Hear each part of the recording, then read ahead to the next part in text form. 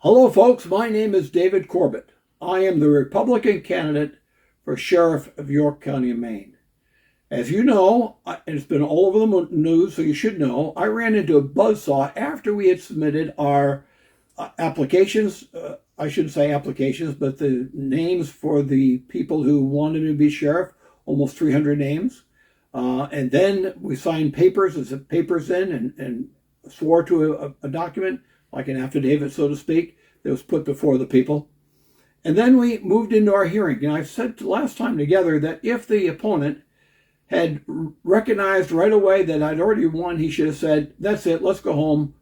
The whole thing is nullified. But no, he didn't. He wanted to press a point. And what point did he want to press? I think this is important for you to understand, because there are accusations that he brought against me, which are nothing but fabricated lies. But I can understand why he said it, but he should have come to me and talked to me about it. But no, he just wanted to go full steam ahead. And he and his cohort, the Republican chairman of the York County committee, was there also by his side. So let me tell you what happened. As we began to open, it was his position to go first. After all, he's the prosecutor. And he takes a piece of paper, and from this piece of paper, he said, look, you have sworn to the fact that you have been a sitting sheriff. And also, based upon that, you are now a person who committed a crime. And right away I said, oh, wait a minute, hold the phone. That's not what happened. I am never attesting to the fact that I was a sitting sheriff. It is true I've been a sheriff, what they call a person who comes to work there. A deputy sheriff was part of my title. But if you're talking about the high sheriff or the sheriff of the county, I never claimed that position at all. And then he went on to say, well, not only was that on this document, which, by the way, as I explained earlier, was filled out by me under the tutelage of the Secretary of State, not only have you signed that, but you are now guilty of false swearing. False swearing is a crime, by the way. Class D, $1,000 fine, up to a year in prison for committing a crime. I did not do no crime like that at all. And you know why? Because anybody who's worth their salt knows if you're going to have a crime, you must have intent. There was no intent, zero intent. Therefore, there was no crime. And of course, if he claims that he wants to be sheriff and doesn't know this, he's full of baloney. I'm sorry, but that's the truth. He has no business holding the chief executive officer of position of York County.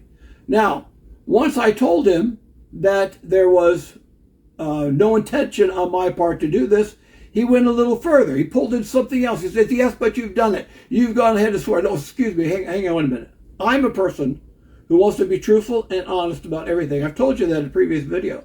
But one thing I hate is I hate lying. And you know that Proverbs chapter 13, verse 5 says this, a righteous man hateth lying, but a wicked man is loathsome and cometh to shame. I detest lying. I hate lying, because I want to be a righteous man before God and before the community. Now, you might say, you're righteous? Well, wait a minute. You don't understand. I'm a sinner just like you. For we've all sinned and come short of the glory of God.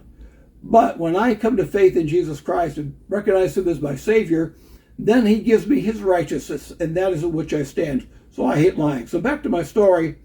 The opponent went on to say, hey, listen, you still swore to this thing, and therefore you've committed this crime. Excuse me, that's not true. What happened? You do understand what is called the fruit of the poison tree doctrine? I asked him that question. He said, yes. Now, I taught it. I was a professor. I taught criminal justice for over 13 years and trained over 5,000 people to work in the field of criminal justice. I know what I'm talking about. And for you who don't know, when you have something that is wrong and there's something that falls off of that, you can't take what's fallen off of that and put it into it. It's still wrong. And I explained that to him. The fruit of the poison tree doctrine applies in this case. It is wrong, therefore that document is wrong, and therefore I did not do any false of lying, neither did I with any type of intent fill out that form wrongly. No, that's not what I did. But that's what you're accusing me of, and I'm sorry, but you are 100% wrong. And frankly, if you have that attitude, my friend, you have no business being the sheriff of York County. Well, friends, please post this. Please get the truth out there. Let the truth set us all free and find out what really happened. Stay tuned. I've got more to tell you in an upcoming video. Thank you.